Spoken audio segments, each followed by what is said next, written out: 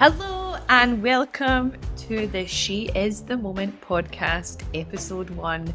I am so happy that you're here and I am so happy to be here. I love listening to podcasts. I don't know about you, but I love listening to them. And I also love talking. So it makes absolute sense that the next step for me and my business is to record a podcast because I just think they are wonderful and they bring so much joy to my life. And I want to bring a lot of joy and help and value to your life too. So let me introduce myself. My name is Shona. I am unapologetically Shona on Instagram. I live in Glasgow with my Irish partner who is gorgeous, my half Irish baby who is also gorgeous, my Springer Spaniel Labrador Cross and my Romanian rescue. And together we make a wonderful, weird family unit. I also have been working in the fitness industry for 12 years. I transitioned from being an in-person PT to being an online coach in 2020. And then in the last year, I have become a business mentor for health and fitness professionals. So here I am. And if you have followed me for a long time, if you have been a part of the journey since the Shona Strong days when I was a fitness coach, hello, welcome to you. If you are new to the page and you have just been following from the unapologetically era, then hello to you. Or if you are just brand new, I'm glad that you are here too. So a little bit of housekeeping, what you can expect on this podcast.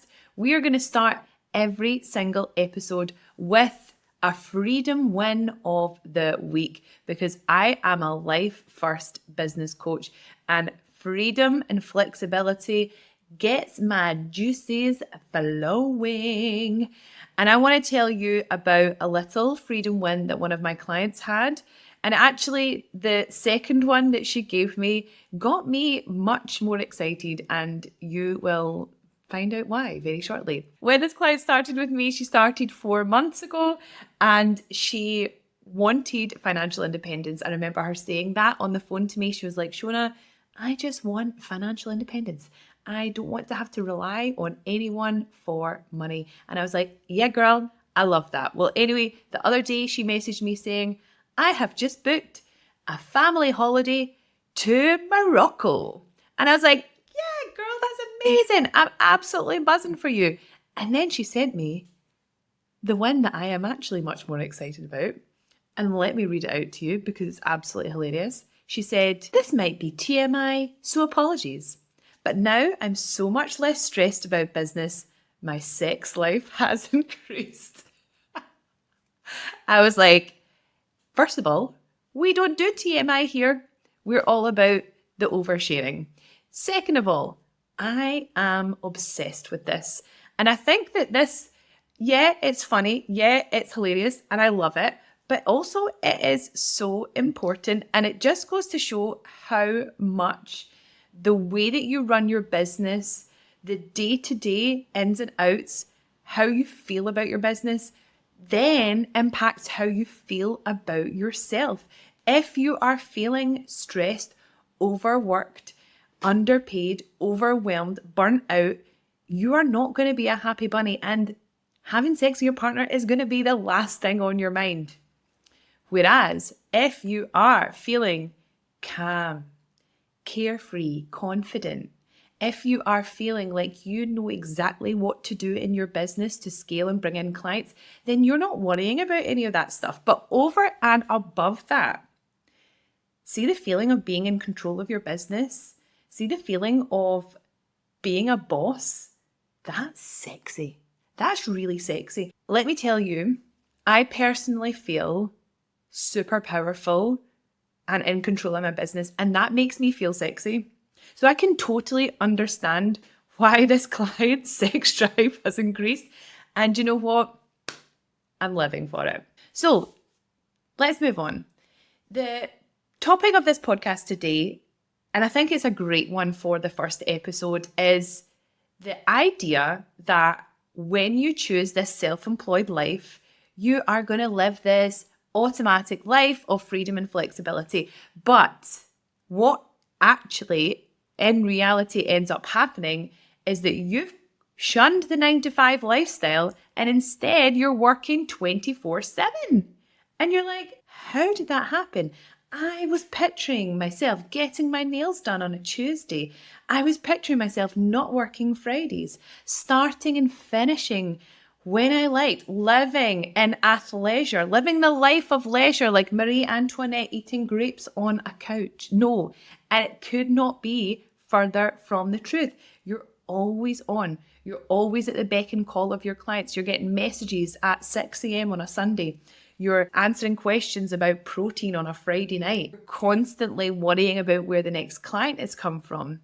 You find yourself waking up in the middle of the night being like, oh my God, what am I going to post tomorrow? And then when you do wake up, you're scrolling and taking so much time to actually create content. So the reality is so much further from the truth. And I can tell you that I have been there. Oh, girl, have I been there.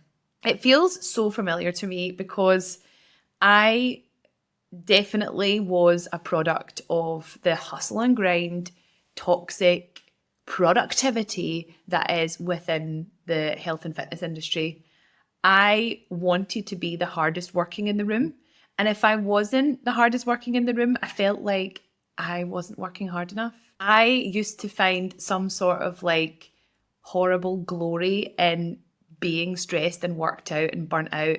Like, if I wasn't waking up at 5 a.m, like, what the hell was I doing with my life? And it all started to fall apart when I became a mum. I lived that life for, I think, about the first year of my child's life. And it actually makes me really, really sad to think about because I worked all the way through my pregnancy. I worked while my baby was being born. No, that sounds weird. That sounds like I was literally between pushes answering client check-ins. I actually wasn't. No, I took time off to actually physically give birth. But the next morning, while I was lying in hospital, my baby was less than 12 hours old. I had my laptop on my knee answering client check-ins. And I know I want this podcast to be light-hearted and tongue-in-cheek, but it actually makes me really sad to think about that. It makes me want to hug that Shona from 3 years ago. That's what I thought I had to do. I was so stuck in this scarcity mindset that I just couldn't physically take time off in order to have a baby. I thought my clients are going to leave me. They'll never come back. Like, I'll never make money again. But actually what I hadn't done was set myself up for a paid maternity leave. That was something that I just didn't know exists. I didn't know that self-employed people could actually run their business so that they make passive income while they are lying on the sofa breastfeeding their baby, watching Sex and the City box set. I didn't know that you could do that. Now I do. But yeah, I was that person for the first year of my child's life. If you've had a newborn baby, well, I actually know that some newborn babies are really quite challenging, but mine was like, he was like a potato. He just slept and breastfed and lay there. That was all he did. So I was like, oh, okay, like, this isn't really that hard. So I kind of just worked. I just worked. I would have him, I would breastfeed him. I would be working on my phone. I would put him down. I would get my laptop out, rinse, repeat, rinse, repeat, rinse, repeat. And then everything changed when he started to move.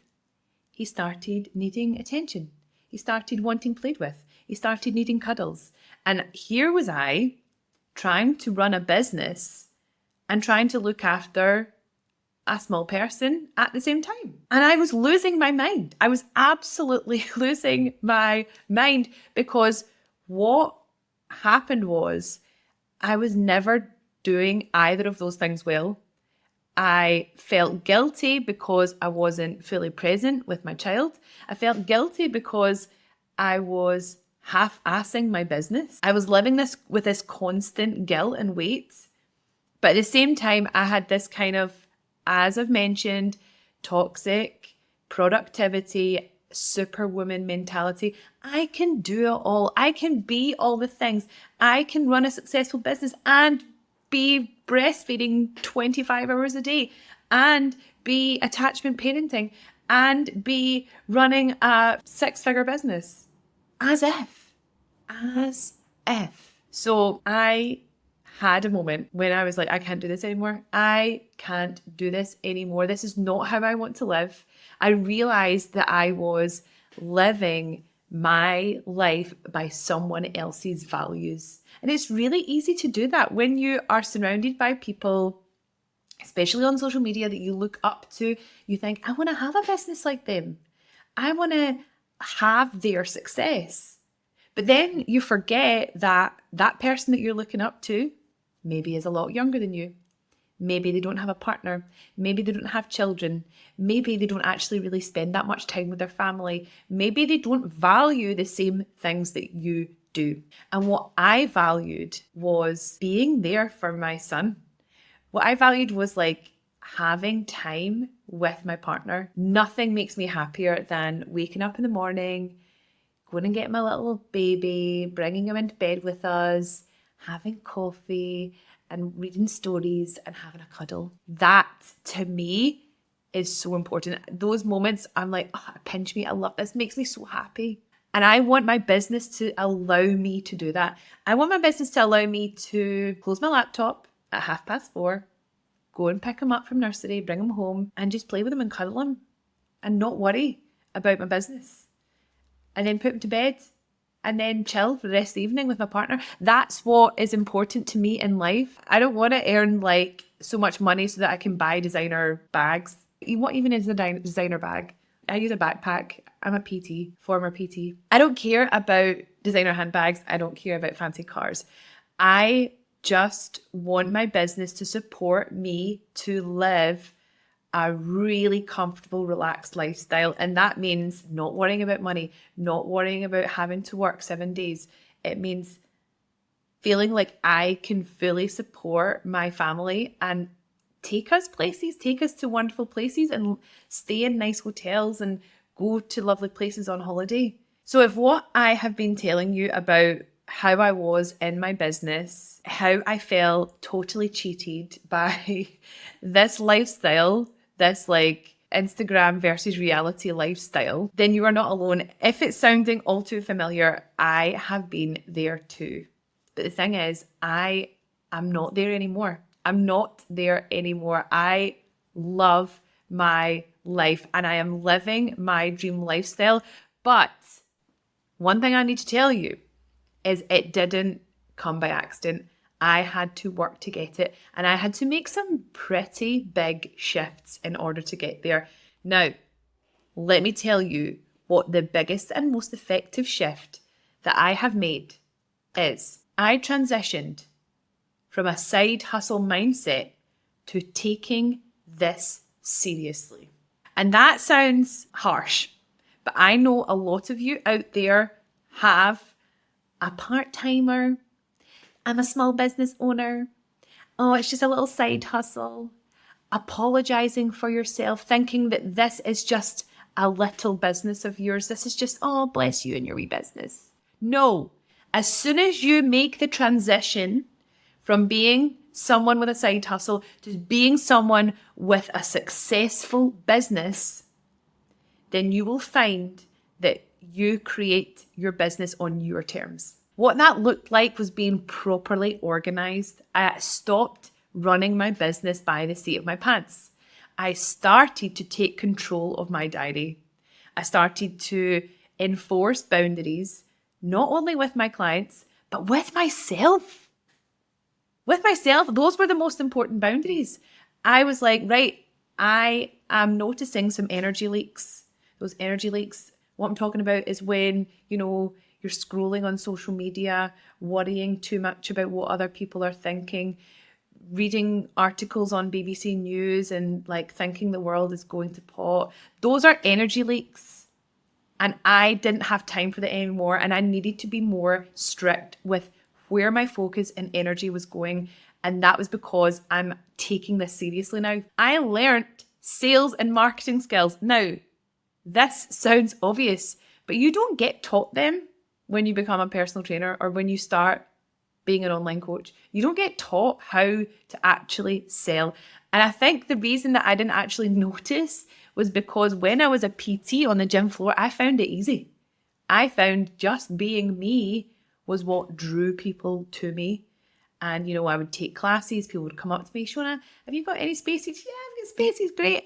And I was always a fully booked gym PT. But then when I switched to online, I was like, I actually don't know how to sell. So I learned sales and marketing skills that work. I learned how to leverage that part of my personality, that magnetism that I was talking about on the gym floor. I learned how to portray that on social media, which is why you're listening to this podcast. I learned those skills that I could turn my content into a selling machine, because previous to that, all I knew was posting educational content because I was just copying what everyone else was doing. I thought, give as much value, give as much value. That was how I was working my business. But the thing is, give as much value as possible is not going to pay nursery fees. It's not going to pay my mortgage. So I learned how to make sure that every single piece of content that I put out there on social media and on my website and on my blog and on my podcast and on my mailing list was doing something effective for my business, so that there was not a single piece of my energy being wasted. I did not give any space, time, and energy to comparing myself to other people doing what I do. And I'll say that again. I stopped giving any time, space, or energy to comparing myself with other people who do what I do, because I believe that I am doing it better. Call me Delulu, I don't care. But you need to believe that. You need to believe that you are the best person to solve your clients' problems. And if you're listening to this and you don't believe that, then imagine me holding you by the shoulders, looking you at the eye and telling you, you are the best person at doing what you do for your clients. The second thing that I did, was I switched from only exchanging time for money, which I did even as an online coach. You might think, oh, how do you do that as an online coach? But yeah, I was doing it as an online coach too. I only exchanged time for money and only valued myself in a time for money exchange.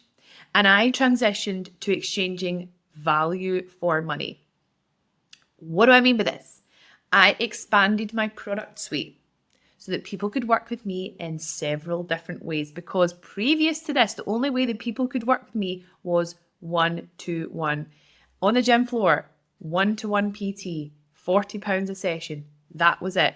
And then when I switched to online coaching, I even was like, right, okay, I broke it down into the amount of hours that I would work for that person.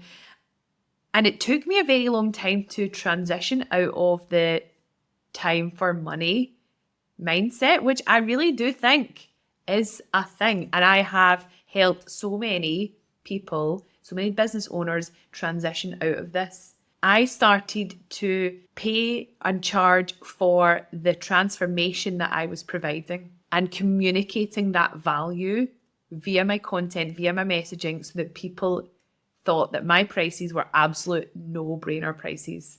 And let me tell you, I am charging a lot more than I used to charge. And there's lots of different ways that people can work with me, so that I'm not just working more and more and more as a way to earn more. Because this is one of the things that really frustrate me about the fitness industry, is that one of the most popular business models is literally just take on more clients and that's how you earn more money. No. When we are here, we are working smarter and not harder. So a product suite and having a range of different offers that help people in various different ways is a fabulous way to work less and earn more, because you have lots of different income streams. You have your most VIP clients paying you the most money, and you have people that need a little bit of help paying you less amount of money, but you are giving all of your time and energy to these people and less time and energy to these people. And it means you have money coming in lots of different directions. and it feels wonderful. And that is what I talk about. See, when I say making money while you sleep, that's literally what I mean. So these changes, transitioning from a side hustle mindset to a big business owner, in charge, taking this seriously mindset, and expanding my offer suite has been the real secret to working less and earning more and having a freedom-filled lifestyle. I could talk about this all day, but I'm aware that you're a very busy person and I don't want to take up all your time, so we are going to move on.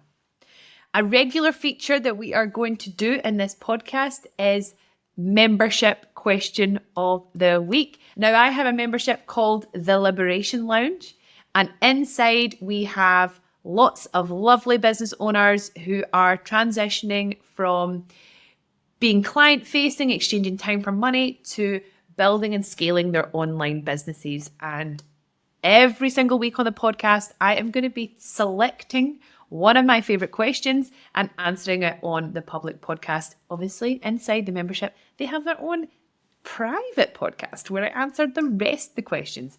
But I thought this one was particularly good. It's a big, meaty, juicy topic. So let's dive right in. So this question is from Kira.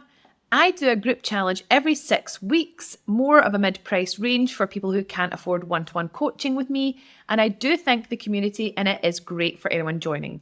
The problem is that I'm struggling around launch period now, as I always did a post a day trying to show the problem it solves and reviews, but I didn't get many sign-ups from them. I also try and DM people as that's what's got people in before. Okay, so much to unpack in this question. The first thing I want to say is that in her first part, she said, a mid-price range for people who can't afford one-to-one coaching with me.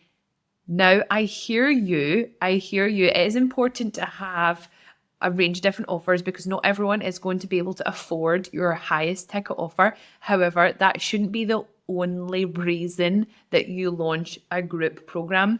And what you'll probably find happens is if the only difference between one-to-one and group coaching is the price, then guess what's going to happen? People are going to be like, oh, well, I'll just go for the cheaper one.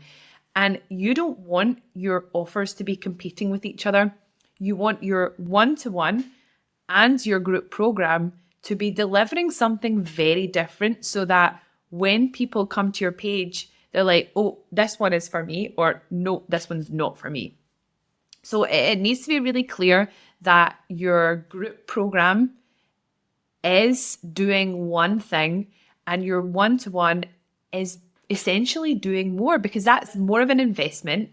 It is higher ticket and your one-to-one clients should feel like the most VIP. So that's where it's really important that we don't just make our group coaching a kind of like watered down, less appealing version of one-to-one. Okay, next part of the question was, the problem is that I'm struggling around launch period now, as I always did a post a day trying to show the problem it solves and reviews, but I don't get many sign-ups from them. So, right. Okay, so there are a couple of different ways to sell your offers. One of them is with launching. So there's like an intake. And the other way is evergreen. So for example, one-to-one would be evergreen. You can sign up for one-to-one literally anytime. Whereas something like a group program really benefits from a launch period because there's a big intake. It makes a lot of excitement and you get a lot of people involved. Now, this is kind of like what I was talking about earlier with the side hustle mentality. You can't expect to effectively launch a program without having some sort of launch strategy. Because what's probably happening right now is what you're saying is literally, I'm going to post every day. I'm going to post every day and I'm going to say, okay, it solves this problem. It solves this problem. Look, there's a testimonial. It solves this problem. It solves this problem. Here's a testimonial. Because what we need to do with our offers, especially with an effective launch strategy, is we need to take them through the buyer journey. Now, the buyer journey, imagine someone is landing on your page and knows absolutely nothing about you. We are taking them from completely unaware of your offers and unaware of what you do to having awareness that they have a problem that you solve, to having an awareness that you can solve their problem with a particular method, that your offer provides this method, and then they are at the end of the buyer journey, you've moved them all the way along, and the final step is just pushing them over the edge, and they jump into their DMs and they know everything about you. They know everything about the offer. They are convinced that this is the one for them. So an effective launch strategy from the very start also creates a lot of hype, right? So we need to have super high energy from the very start of a launch all the way to the very end. We start with hype. We start with a lot of like, hey, get something is coming. Just you keep your eyes peeled. This is for you if you need XYZ.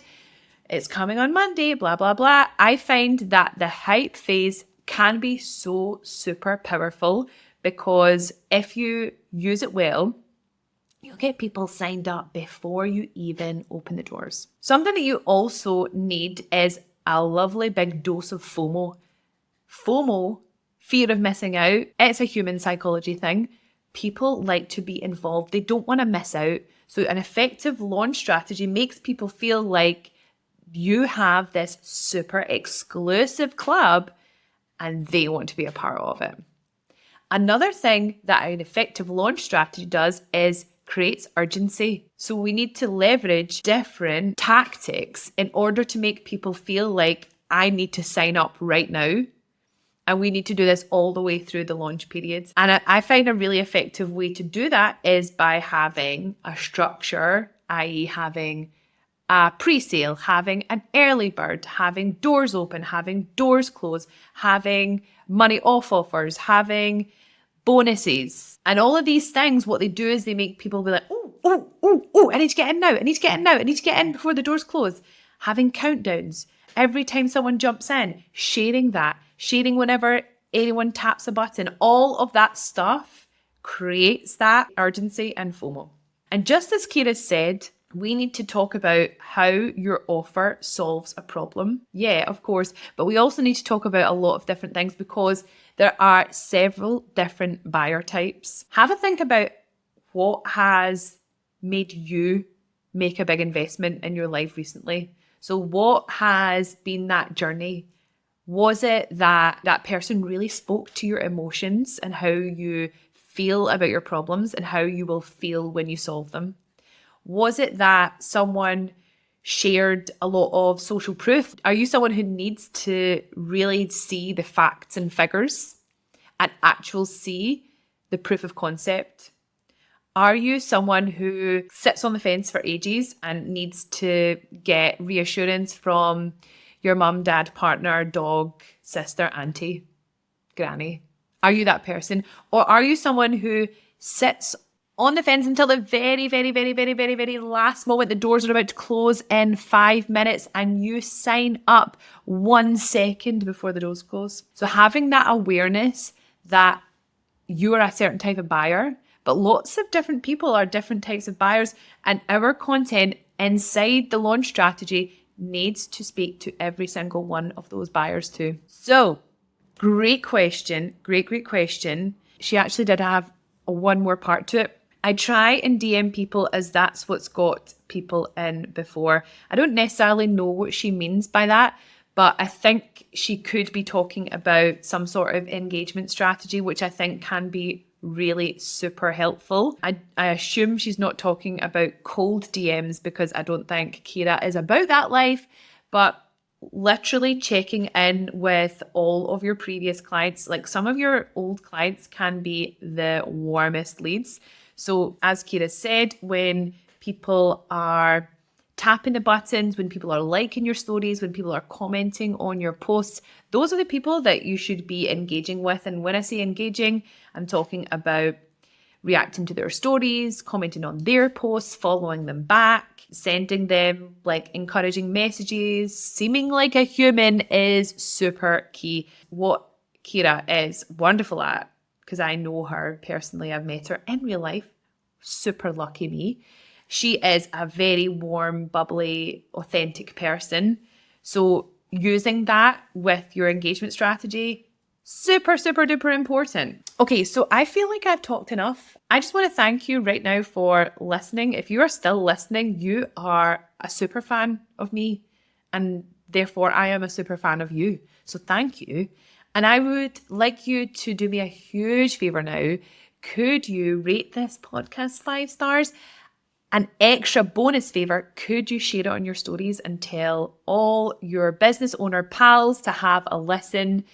Because I would really, really appreciate it. That is genuinely the way that more people can get help from this podcast. So rate it 5 stars, share it on your stories. Feel free to reach out with your questions if you would like me to discuss a particular topic on the podcast. Message me at unapologetically Shona.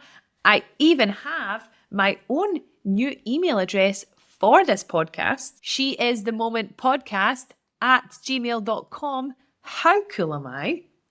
I'm feeling like a boss with my own podcast email address. Anyway, have a wonderful day and I will see you on the next episode.